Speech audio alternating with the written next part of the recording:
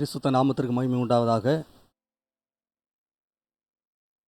இந்த நாளிலும் கூட ஆண்டவராகிய இயேசு கிறிஸ்து சிலுவையில் அறைந்த பொழுது அவர் வாயிலிருந்து மொழிந்ததான அந்த வார்த்தைகளை நாம் கேட்டுக்கொண்டிருக்கிறோம்.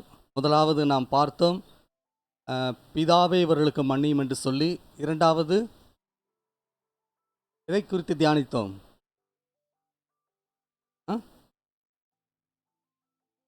இன்றைக்கு என்னோடு கூட பரதேசில் இருப்பாய். மூன்றாவது பார்த்தோம், அதோ உன் தாய் அதோ உன் மகன் என்று சொல்லி.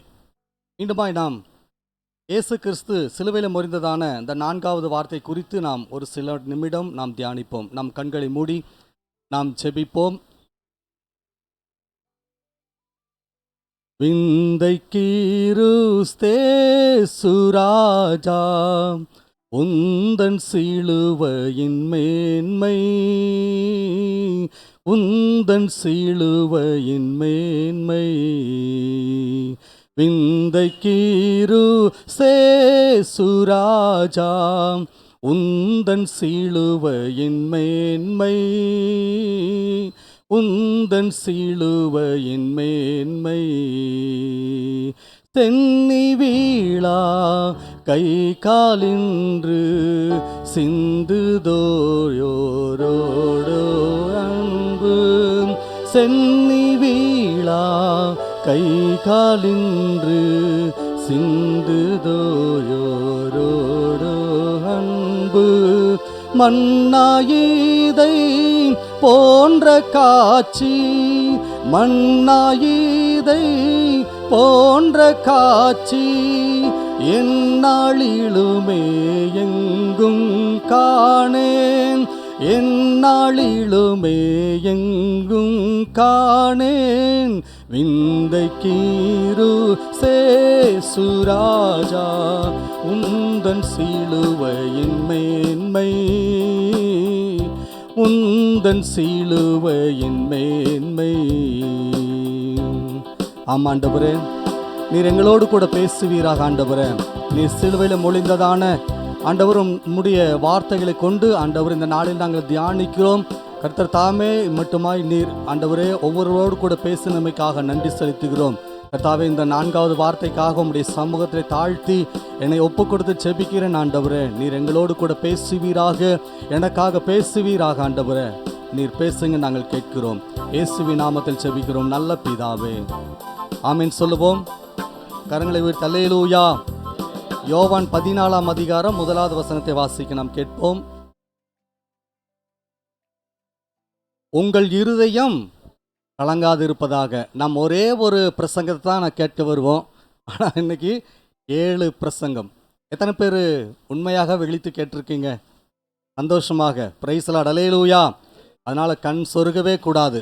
கர்த்தருடைய வாயிலிருந்து புறப்பட்டதான ஒவ்வொரு வசனமும் நமக்கு அது பிரயோஜனம் உள்ளதாக இருக்கும் என்று சொல்லி நீங்களும் நானும் ஏதோ ஒரு வேலையில் என்று சொல்லிட்டு இல்லை, அவர் மொழிந்ததான வார்த்தைகளை கேட்கும்படியாக நீங்களும் நானும் அமர்ந்து இருக்கிறோம். அப்போது நான் ஒரு சில நேரம் நான் சிந்தித்து பார்ப்பது உண்டு, இயேசு கிறிஸ்து பேசினதான வார்த்தையை நான் பேச வேண்டுமா என்று சொல்லி. நாம் பரிசுத்தவான்கள் அல்ல, நாம் பேசக்கூடியதான ஒவ்வொரு வார்த்தையும் அவருக்கு பிரயோஜனம் உள்ளதாய் இருக்குமோ இல்லை என்று சொல்லி ஒவ்வொருவருக்கும் தெரியும். அப்போது இயேசு கிறிஸ்து பேசின அந்த 7 வார்த்தைகளை நீங்களும் நானும் பேசுவதற்கு தகுதியா என்று சொல்லி நான் ஒரு சில நேரத்தில் நான் அமர்ந்து நான் அப்படியே தியானித்து கொண்டிருந்தேன். பேசலாம். அப்போது முதலாவது போன வாரத்தில் பார்க்கிற பொழுது ஓசன்னா ஓசன்னா என்று சொல்லி மரக்கிளைகளை எல்லாம் என்ன பண்ணாங்க, முறித்து கீழே போட்டாங்க. அதற்கு மேலாக கழுதையின் மேல் இயேசு கிறிஸ்து பவனியாய் வருகிறார். அந்த கிளைகள் மாத்திரமல்ல, தங்களுடைய வஸ்திரங்களையும் விரித்து போட்டாங்க.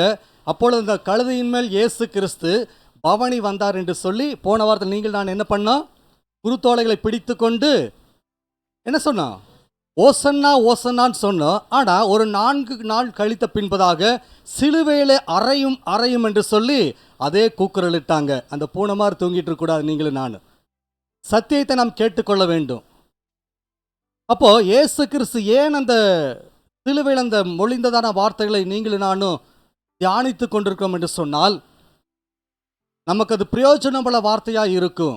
அப்போது அந்த மரக்கிளைகளை ஜனங்கள் கீழே போட்டு தரையில் போட்டு இயேசு கிறிஸ்துவை மகிமைப்படுத்தினார்கள். எதை கொண்டு? மரக்கிளைகளை கீழே போட்டு. ஆனால் இயேசு கிறிஸ்து இந்த நாளில் அந்த மரத்தை சுமந்தவராக அவர் கொல்கதா மலையில் அடிக்கப்பட்டவராய் இருக்கிறார். சரிங்களா? அப்போ சிலுவையில் அறையப்பட்டதான இயேசு கிறிஸ்து அருகாமையில் 2 கல்வர்களை சிலுவையில் அவர் பக்கத்தில் நிறுத்தினார்கள். அருமையான 2வது வார்த்தை நாம் பேசுகிற பொழுது, கடைசி நேரத்தில் ஒரு சந்தர்ப்பம் அவனுக்கு கிடைத்தது. நீ இன்றைக்கு என்னோடு கூட பரதேசில் இருப்பாய் என்று சொல்லி அவனுக்கு ஒரு ரட்சிப்பை என் தேவனாகிய கர்த்தர் உண்டாக்க செய்தார். 3வது வார்த்தை எப்படின்னு சொன்னா, ஒரு பராமரிப்பை குறித்து. ஒருவேளை நான் இப்பேற்பட்டதான சூழ்நிலை இருந்தாலும் சரி, தன் தாயை நோக்கி அதோ உன் மகன் என்று சொல்லுகிறார். இது பராமரிப்பை குறிக்கிறது. 1வது பார்ப்போம் என்று சொன்னால் அது மன்னிப்பு குறிக்கிறது. 2வது ரட்சிப்பை குறிக்கிறது. 3வது பராமரிப்பை குறிக்கிறது. 4வது நாம் எடுத்துக்கொள்ளுவோம். மத்தேயு எழுதின சுவிசேஷம் 27ஆம் அதிகாரம் 46வது வசனத்தை வாசிக்க நாம் கேட்போம். மத்தேயு 27:46. 9ஆம் மணி நேரத்தில் இயேசு ஏலி ஏலி லாமா சபக்தானி என்று மிகுந்த சப்தமிட்டு கூப்பிட்டார். பாருங்க, போதுங்க, நல்ல யோசனை பாருங்களேன். அவர் எவ்வளவு மணி நேரம் அவர் தொங்கிக் கொண்டிருக்கிறார். கிட்டத்தட்ட சிலுவையை நாம் குறித்து பார்க்கிற பொழுது வேத பண்டிதர்கள் அறிஞர் சொல்றாங்க அது 150 கிலோ எடை கொண்டது என்று சொல்லி பார்க்க முடியும். ஆனால் இயேசு கிறிஸ்துனுடைய என்ன சொல்றது, அவருடைய வெயிட்டு, அவருடைய பார்த்தீங்க சரீரத்தினுடைய அதாவது என்ன சொல்லுவோம், எடை பார்த்தீங்கன்னா 85 கிலோ என்று சொல்லி நாம் பார்க்க முடியும். அப்போ இயேசு கிறிஸ்து இப்பேற்பட்டதான சூழ்நிலை சிரசில முள்முடி சூட்டப்பட்டவராயும், அவருடைய 2 கரங்களில் ஆணிகள் அடைத்தவராயும், அவர் கால்களை 2 சேர்த்து ஒரு ஆணிகளால் வானத்திற்கும் பூமிக்கும் மத்தியஸ்தராய் தொங்கிக் கொண்டிருக்கிறதான வேளையில் எவ்வளவு வேதனையாக இருந்திருக்கும். நேற்று ராத்திரியில் பார்க்கிற பொழுது பெரிய வியாழக்கிழமை என்று சொல்லி எல்லாருக்கும் என்னை நினைவு கூறும் பொருட்டாக என்று சொல்லி அந்த பந்தி முடிந்தது. ஆனால் இயேசு கிறிஸ்து சாப்பிட்டாரா? 40 நாட்கள் வனாந்தரத்தில் யாருனால கொண்டு போகப்பட்டார் சொல்லுங்க? ஆவியானவரால் கொண்டு போகப்பட்டார். அப்ப 40 நாட்கள் சாப்பிடாம அந்த 150 கிலோ எடை தூக்கணும் எப்படி இருக்கும்? நீங்களும் நான் காலையில் ஒரு வேளை சாப்பிட்டுட்டு வந்திருக்கலாம், சாப்பிடாம வந்திருக்கலாம். இந்த 2 மணி நேரம் உட்காந்துருக்க பொழுது நம்ம சரீரம் எவ்வளவு சோர்வடைந்திருக்கும். நல்லா யோசனை பாருங்களேன், நல்லா இமேஜ் பண்ணி பாருங்களேன். அப்போ இயேசு கிறிஸ்து சிலுவையை தூக்க வேண்டும் என்று சொன்னால் அவருக்கு ஏதாவது ஒரு பலன் இருக்க வேண்டும். அப்போ சுமந்து கொண்டு வருகிறதான அந்த இயேசு கிறிஸ்துவை கல்வாரி சிலுவையில் அடிக்கப்பட்டாங்க. அந்த இடத்துல அவர் சொல்றார், 1வது மன்னிப்பை கொடுக்கிறார், 2வது ரட்சிப்பை கொடுக்கிறார், 3வது பராமரிப்பை கொடுக்கிறார், 4வது அவர் பரிதபிப்போடு கூட சொல்லுகிறார், ஏலி ஏலி லாமா சபக்தானி என்று சொல்லி நான் பார்க்க முடியும். அவர் எப்படி கூப்பிட்டார்னா சிலுவையில் எப்படி கூப்பிட்டார்? எப்படி கூப்பிட்டார்? சப்தமிட்டு கூப்பிட்டார். நல்ல கவனமாக கேளுங்க, நல்ல கண் விழிச்சு கேளுங்க. அவர் சப்தமாய் கூப்பிட்டார் என்று சொன்னால் எப்படி சப்தமாய் கூப்பிட முடியும்? 40 நாட்கள் அவர் உபவாசமாக இருந்தார் சொல்லி நாம் பார்த்தோம். அதே போல தொடர்ச்சியாக அந்த அந்த ஸ்தானத்தில் இருந்தார். நியாயம் விசாரிப்பிடத்தில் போர் சேவகர்களெல்லாம் அந்த இதில் அந்த சாட்டையில் அடித்து பீத்தெடுக்கிற பொழுது அவர் சரீரத்தில் அந்த முட்கள் அப்படியே பீத்து கொண்டு வந்தது. வேத பண்டிதர் சொல்றாங்க அவருடைய சரீரத்தில் இருந்ததான 6.5 லிட்டர் ரத்தம் வெளியே கசிந்து வந்தது என்று சொல்லி, கடைசியாக இவர் மரித்து விட்டார் என்று சொல்லி போர் சேவகர் எங்க பண்றாங்க, அவருடைய விழாவில் குத்தி பார்க்குறாங்க. ரத்தம் வந்ததுங்களா? ரத்தம் வந்ததா? தண்ணீர் புறப்பட்டு வந்தது என்று சொல்லி அவருடைய ஜெபத்தில் கெத்செமனில் பார்க்கிற பொழுது அவருடைய ஜெபிக்கிற ஜெபம், அவருடைய ஜெபம் ரத்தத்தின் பெருந்துளிகளாக வேர்வையாக விழுந்தது என்று சொல்லி இப்பேற்பட்டதான சரீரத்தில் தான் இயேசு கிறிஸ்து சிலுவையை சுமக்கிறார். வானத்திற்கும் பூமிக்கும் மத்தியஸ்தராய் தொங்கிக் கொண்டிருக்கிறார். அவருடைய முட்கள் சிரசில் அழுத்துகிற பொழுது கண் வழியே வந்தது என்று சொல்லி நாம் கேள்விப்பட்டிருக்கிறோம். அப்போ எப்பேற்பட்டதான சூழ்நிலை, இப்பேற்பட்டதான வெயில் நேரத்தில் அந்த வறண்டதான அந்த கொல்கதா மலையில் அந்த ரத்தம் வெளிவந்ததான சூழ்நிலையில் எப்படி இருந்திருக்கும்? அப்படியே ரத்தமெல்லாம் அப்படியே என்ன பண்ணியிருக்கும்? ஒட்டி இருக்கும். வடிஞ்சிருக்கும். அப்படியே கண்கள் வழியாக வந்திருக்கும் பொழுது அந்த ரத்தமெல்லாம் படிந்திருக்க போது கண்ணை திறந்து பார்க்க முடியுமா?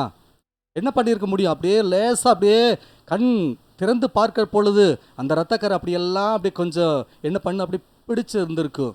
இந்த சூழ்நிலையில தான் தேவன் சப்தமிட்டு சொல்லுகிறார். சொல்ல முடியுங்களா? நீங்களும் நானும் சொல்ல முடியும். இந்த சூழ்நிலையில் அவர் சொல்கிறார், ஏலி ஏலி லாமா சபக்தானி என்று சொல்லி மிகுந்த சப்தமிட்டு கூப்பிட்டார் என்று சொல்லி வேதத்தில் வாசிக்க முடியும். அடுத்த பகுதி வாசிங்க அப்படியே. அதற்கு என் தேவனே என் தேவனே ஏன் என்னை கைவிட்டீர் என்று சொல்லி அர்த்தமாம் என்று சொல்லி நாம் இந்த பகுதியில் மத்தேயு சுவிசேஷகர் இப்படியாக எழுதுகிறார். அதே மார்க்கு சுவிசேஷகர் எழுதுகிறது பொழுது மார்க்கு 15ஆம் அதிகாரம் 34வது வசனத்தை வாசிக்க கேட்போம். மார்க்கு 15:34.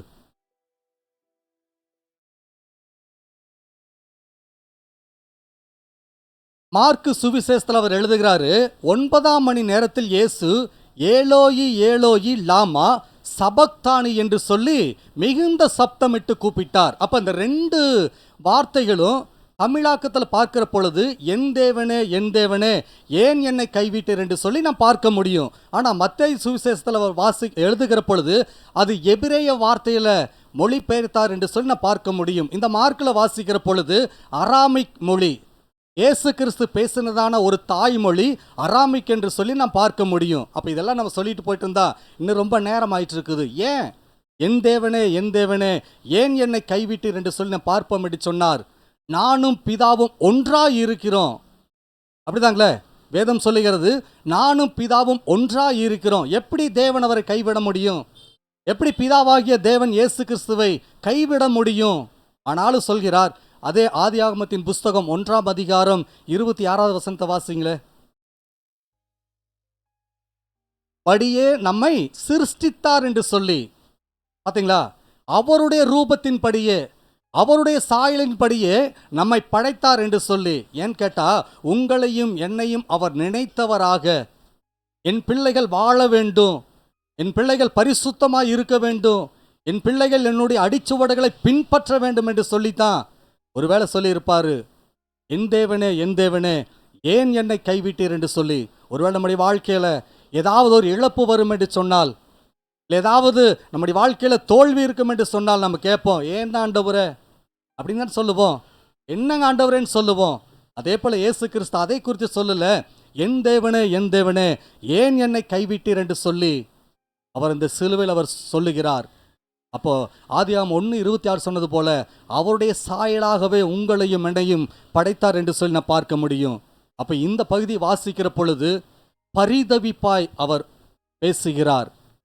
இதை நீங்கள் கேட்பீர் என்று சொன்னால், நம்ம இந்த 4வது வார்த்தையில் புரிந்து கொண்டதான ஒரே ஒரு விஷயம், ஜெபத்தை குறித்து நம்மோடு கூட அவர் பேசுகிறார். என்ன சூழ்நிலை இருந்தாலும் சரி, முதலாவது ரட்சிப்பை மன்னிப்பை கொடுக்கிறார், 2வது ரட்சிப்பை கொடுக்கிறார், 3வது பராமரிப்பை கொடுக்கிறார். ஆனால் இந்த 4வது வார்த்தை ஜெபிக்கிறார். பிதாவே என் தேவனே ஏன் என்னை கைவிட்டீர் என்று சொல்லி பிதாவோடு கூட அவர் பேசுகிறார். இது ஜெபத்தை குறிக்கிறது. நம்முடைய வாழ்க்கையில் ஒருவேளை இந்த புனித வெள்ளியில் நீங்கள் நாடு வந்திருக்கிறோம், 7 பிரசங்கத்தை நாம் கேட்க போகிறோம், 3 பிரசங்கத்தை முடித்து விட்டோம்.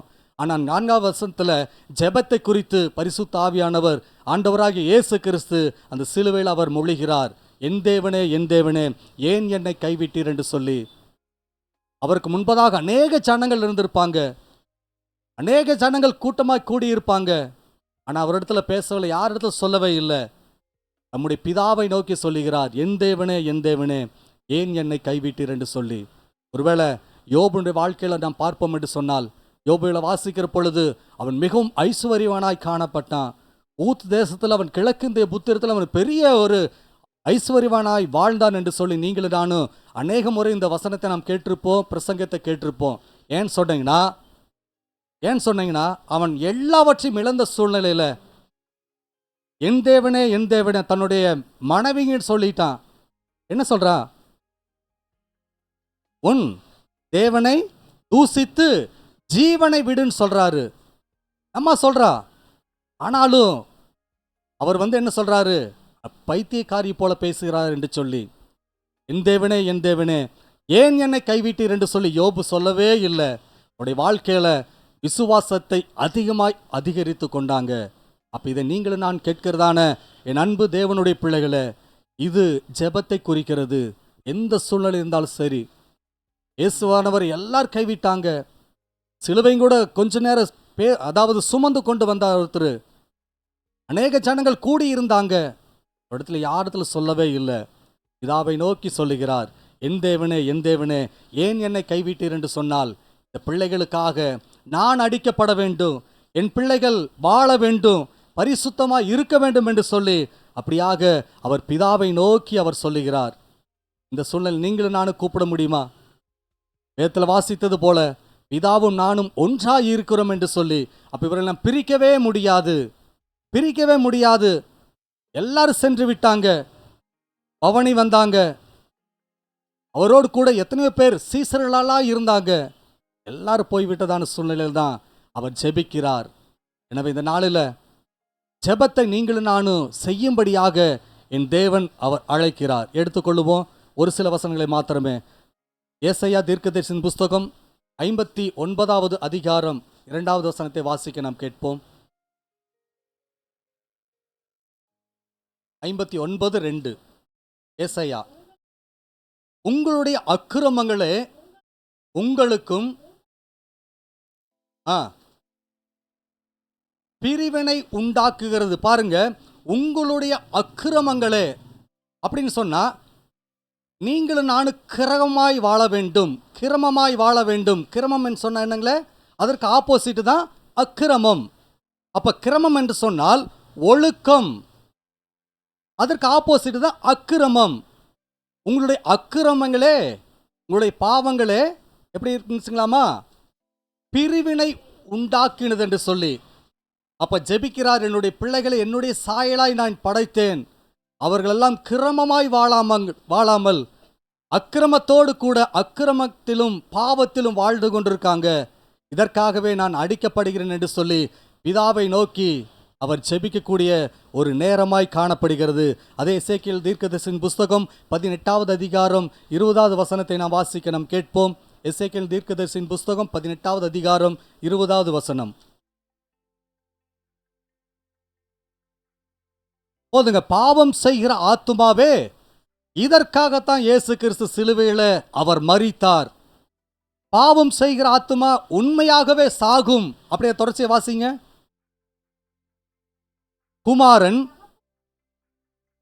சுமப்பது இல்லை, நீதிமானுடைய நீதி அவன் மேல் தான் இருக்கும், துன்மார்க்கனுடைய துன்மார்க்கமும் அவன் மேல் தான் இருக்கும். ஒரு சின்ன பழமொழி இருக்குது.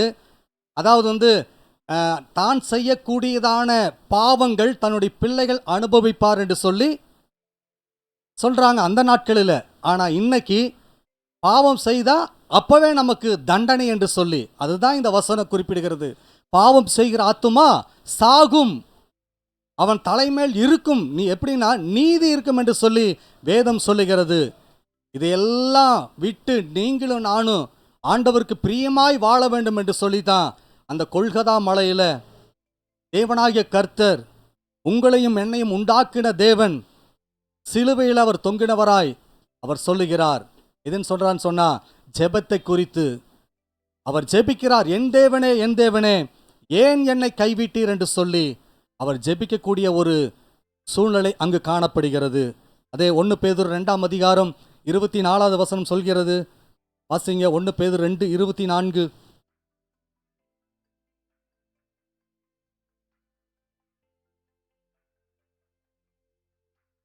எடுத்துட்டீங்களா? நாம் பாவத்திற்கு செத்து நீதிக்கு பிழைத்திருக்கும்படி அவர் தாமே தமது சரீரத்திலே நம்முடைய பாவங்களை சிலுவை மேல் அவர் சுமந்தார் என்று சொல்லி 1 பேதுரு 2ஆம் அதிகாரம் 24வது வசனம் சொல்கிறது. நம்முடைய பாவத்தின் நிமித்தம், நம்முடைய அக்கிரமங்களின் நிமித்தம், நம்முடைய மீறுதல்களின் நிமித்தம் அவர் அடிக்கப்பட்டும் வாதிக்கப்பட்டும் இருந்தார் என்று சொல்லி ஏசாயா தீர்க்கதரிசி தெளிவாக எழுதுகிறார். அவரை பார்ப்பதற்கு அழகும் இல்லை, சௌந்தரியமும் இல்லை. அப்போ அந்த கேடாக இருந்தார் என்று சொல்லி நாம் பார்க்க முடியும். எனக்கு அருமையான திருச்சபையே, கேட்கிறதான அன்பு தேவனுடைய பிள்ளைகளே, அவர் ஏன் சிலுவையில் தொங்க வேண்டும், ஏன் ஜெபிக்க வேண்டும் என்று சொல்லி இந்த நல்ல வேளையில் உங்களுக்கும் எனக்கும் அவர் கற்றுக் கொடுக்கிறார். அவருடைய சாயலாகவே படைத்தார், அவருடைய ரூபமாகவே அவர் வணைந்து கொண்டார். பாவம் செய்கிற ஆத்துமா சாகும் என்று சொல்லி வேதம் சொல்லுகிறது. ஆனா இந்த பகுதி சொல்கிறது, வாசிங்க தொடர்ந்து மீண்டும், நாம் பாவத்திற்கு செத்து நீதிக்கு பிழைத்திருக்கும்படி அவர் தாமே தமது சரீரத்தில், போதுங்க, தமது சரீரத்தில், அவருடைய சரீரத்தில் நீங்களும் நானும் செய்ததான பாவங்களின் நிமித்தம் அவர் தாமே அவருடைய சரீரத்தில் ஏற்றுக்கொண்டார் என்று சொல்லி நாம் பார்க்க முடியும். நீங்களும் நானும் பரிசுத்தம் உள்ளவர்களாய் இருக்க வேண்டும். பரிசுத்தம் உள்ளவன் இன்னும் பரிசுத்தமாய் இருக்கட்டும், அக்கிரமம் செய்கிறவன் இன்னும் அக்கிரமம் செய்யட்டும் என்று சொல்லி வெளிப்படுத்தல வாசிக்கிறோம். அதற்காகவே இயேசு நம் தேவனாகிய கர்த்தர் இரத்தத்தை சிந்தி உங்களையும் என்னையும் மீட்டெடுக்கும் பொருளாக அவர் இந்த உலகத்திற்கு வந்தார். எனவே இந்த 4வது வார்த்தை பரிதவிப்பை குறிக்கிறது. எனவே நாம் ஒப்புக் கொடுப்போம், ஆண்டவரே, நான் செய்ததான பாவத்திற்கு நீர் பலியானீர் ஆண்டவரே. இந்த வார்த்தையில் நான் கற்றுக்கொண்டதான ஒரே ஒரு காரியம், மற்ற ஜனங்களை குறித்து அவர் சிலுவையில் தொங்கிட்டு இருக்கிற பொழுது பேசவே இல்லை. பிதாவை நோக்கி அவர் சொல்லுகிறார், என் தேவனே, என் தேவனே, ஏன் என்னை கைவிட்டீர் என்று சொல்லி. நானும் பிதாவும் ஒன்றாய் இருக்கிறோம், இதற்கு பிரிவினையே கிடையாது. உங்களை மீட்டெடுக்கும் பொருளாக அவர் சிலுவையிலே தொங்கினார். ரட்சிப்படைய கர்த்தர் உங்களுக்கு உதவி செய்வாராக. நம் கண்களை மூடி நாம் ஜெபிப்போம். கிருபையாய் நேசிக்கிற நல்ல தெய்வமே, கொடுத்த அருமையான இந்த நல்ல ஆண்டவரே நாளின் இந்த 4வது வார்த்தையை கேட்கும்படியாய் நீர் கொடுத்த எங்களுக்கு நேரத்திற்காய் நன்றி செலுத்துகிறோம் ஆண்டவரே. என் தேவனே, என் தேவனே, ஏன் என்னை கைவிட்டீர் என்று சொல்லி நீர் மொழிந்ததான இந்த 4வது வார்த்தையை நாங்கள் கேட்டோம் ஆண்டவரே. இதற்கு கீவேர்டாக ஜெபத்தை நீர் எங்களுக்கு கற்றுத்தரக்கூடிய ஆண்டவரே ஒரு நல்ல நிலைமையை நாங்கள் கற்றுக்கொண்டோம் ஆண்டவரே. என்ன பிரச்சனைகள் வந்தாலும் சரி, என்ன தோல்விகள் வந்தாலும் சரி, எதை நாங்கள் இழந்து போனாலும் சரி ஆண்டவரே, அந்த யோபுனுடைய மனைவியை போல நாங்கள் தூசிக்காதபடி ஆண்டவரே, பிதாவை நோக்கி நாங்கள் ஜெபிக்க இந்த ஜெப ஆவி இந்த நாளில் நீ தர வேண்டுமாய் ஆண்டவரே நாங்கள் ஜெபிக்கிறோம். ஜெபத்தை கேட்கிறவரே என்று சொல்லி வேதம் சொல்லுகிறது, ஜெபத்தை கற்று தருகிறவரே என்று சொல்லி வேதம் சொல்லுகிறது. நீர் எப்படி இப்பேற்பட்டதான சூழ்நிலையில ஒரு மனுஷனிடத்தில் நீர் பேசாதபடி ஆண்டவரே, உம்மை அனுப்பினதான பிதாவை நோக்கி நீர் ஜெபித்தீரோ, அதே போல இந்த நாள் ஆண்டவரே, என்ன நிலைமைகள் எங்களுக்கு வந்தாலும் சரி, தோல்விகள் வந்தாலும் சரி, பல இக்கட்டான சூழ்நிலைகளை தொடர்ந்து வந்தாலும் சரி ஆண்டவரே, உம்மை நோக்கி நாங்கள் ஜெபிக்க நீர் எங்களுக்கு கற்றுத்தர வேண்டுமா நாங்கள் ஜெபிக்கிறோம் ஐயா. இந்த வசனத்தை நீர் எங்களோடு கூட பேசினமைக்காக நன்றி. உங்களுடைய கருத்தில் எங்கள் தாழ்த்தி அர்ப்பணிக்கிறோம் ஆண்டவரே. இந்த வார்த்தைகள் நாங்கள் கேட்டு ஒருபோதும் ஆண்டவரே மறந்து போய்விடாதபடி ஆண்டவரே, நாங்கள் ஜெபம் என்கிறதான காரியத்தை நாங்கள் கற்றுக்கொண்டோம் என்று சொல்லி என்னுடைய உள்ளத்தை நாங்கள் எழுதி கொண்டு மீண்டுமா நாங்கள் ரிப்பீட் பண்ண கருத்தை உதவி செய்யுங்க ஆண்டவரே. உங்களுடைய கருத்தில் எங்கள் தாழ்த்தி ஒப்பு கொடுக்கிறோம். நீரே மகிமைப்படுவீராக. இயேசுவின் நாமத்தில் ஜெபிக்கிறோம் நல்ல பிதாவே, ஆமென் சொல்லுவோம். ஆமென்.